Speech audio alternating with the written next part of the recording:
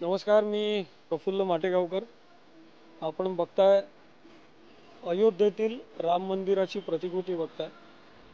ही प्रतिकृती बनवायचा माझा उद्देश एकच होता की आपण अयोध्येला जाऊ शकत नाही आणि कधी जाऊ याचा कल्पना पण नाही आपल्याला की आपण कधी जाणार अयोध्येला. कारण मंदिराचं काम भरपूर दिवस चालणार, तिथे भरपूर गर्दी होणार. तर मी हा विचार केला की मी जशा किल्ल्यांच्या प्रतिकृती बनवायचो त्यातनंच हा विचार ॲक्च्युली आला की आपण या दिवाळीमध्ये आपण अयोध्येतील श्रीरामाची मंदिराची प्रतिकृती बनवूया. दिवाळीत अभ्यास तर सुरू केला मी, पण तेव्हा लक्षात असं आलं की हे काही काम इतकं सोपं नाही आहे, कारण याच्याकरता भरपूर वेळ लागणार आहे.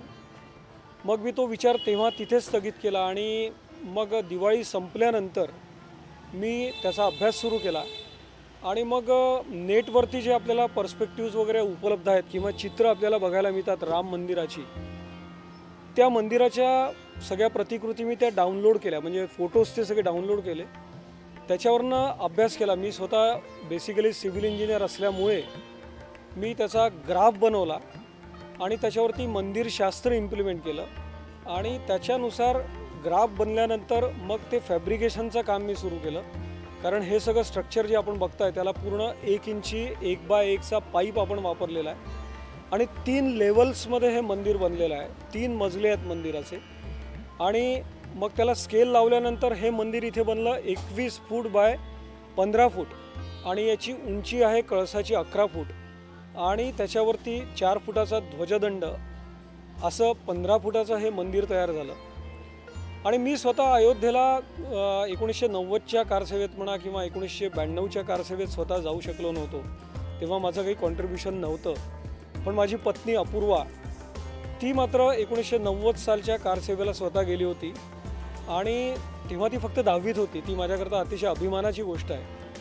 मग मी विचार केला की बाबा तेव्हा आपण नाही करू शकलो, पण आज 500 वर्षांच्या त्या सगळ्या इतिहासानंतर लढ्यानंतर आज आपण ते जे बघितलेलं स्वप्न आहे, आपल्या आधीच्या पिढ्यांनी बघितलेलं जे स्वप्न आहे, ते याची देही याची डोहा आपण हयात असलेले लोक बघतोय.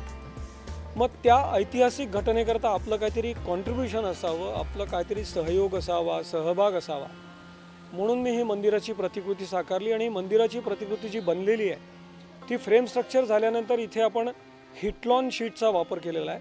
की आजकाल थर्मोकॉलवर बंदी असल्यामुळे आपण थर्मोकॉल वापरू शकत नाही, तर त्याच्याऐवजी आपण सोफांच्या कामाकरता किंवा मॅट्रेसेसच्या कामाकरता जे आपण मटेरियल वापरतो हिटलॉन, ते मी इथे वापरलेलं आहे.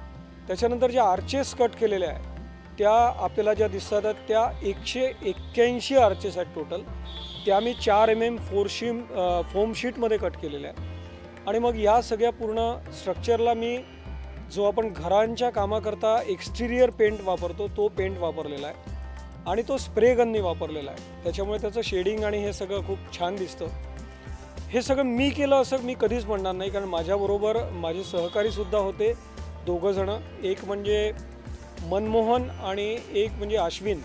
आणि पेंटिंगच्या कामाच्या वेळेस सुदामा म्हणून माझ्याबरोबर तो पेंटर होता. आणि दुसरी गोष्ट, ही कलाकृती घडायला, प्रतिकृती घडायला मी फक्त एक माध्यम होतो. बाकी सगळं त्या श्रीरामरायांनी करून घेतलं असे माझे मनापासून भाव आहे. आपण सर्वांनी या प्रतिकृतीचं दर्शन घ्यायला यावं आणि मी तुमचं स्वागत करायला इथे स्वतः नक्कीच उपस्थित असेन. धन्यवाद.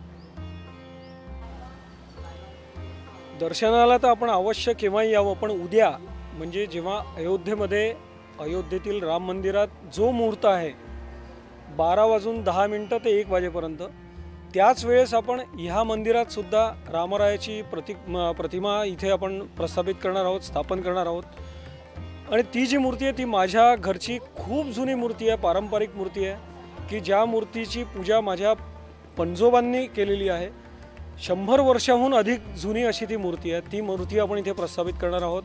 आणि तसाच प्रसाद म्हणजे मी फक्त पेढ्याचा प्रसाद असणार आहे, पण जास्तीत जास्त लोकांनी इथे उद्याही यायला हरकत नाही आहे. नक्की या. जय श्रीराम.